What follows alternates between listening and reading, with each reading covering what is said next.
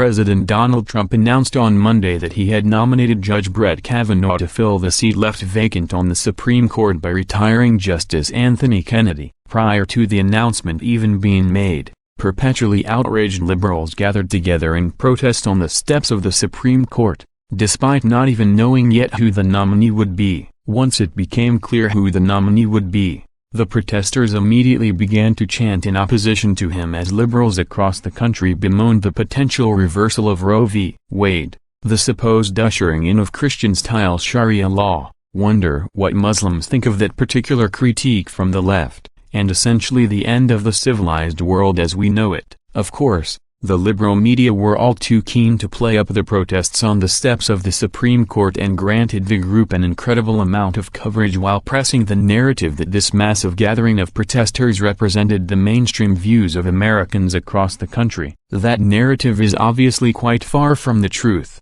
as was the media-contrived perception that the protest outside the Supreme Court was a huge gathering of American citizens outraged by Trump's nomination of Kavanaugh. Indeed, a political comedian decided to check out the SCOTUS protests himself and found the event wasn't quite as it appeared to be on the cable news networks. Tim Young, the host of the political comedy show No Things Considered, snapped a selfie at the Supreme Court that caught the actual size of the crowd of protesters in the background behind him, a selfie to show just how few people are protesting at #SCOTUS right now.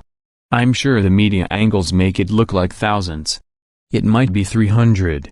Young tweeted. The tweet trackers at Twitchy noted some of the more humorous responses to Young's rather revealing tweet showing the true size of the crowd of protesters. One commenter quickly pointed out how correct Young was in his assumption that the liberal media outlets were framing the protests as if they were massive crowds. One Twitter user hilariously referred to the anti-Kavanaugh media release put out by the Women's March organization that had failed to fill in the blank in one part where Kavanaugh's name should have appeared. It instead read 20, which just showed that their anti-Kavanaugh statement had been pre-written and was a canned response that would have been applied to any of the other potential nominees considered by Trump. Another tweeter suggested that the protesters attend a Trump rally so they could see what a real crowd looked like, while several others wondered if the protesters were being paid by George Soros-backed community organizing groups and when the protesters would clock out from the $15/hour job of protesting everything said or done by Trump. There is little doubt that the small protest outside the Supreme Court was a manufactured affair.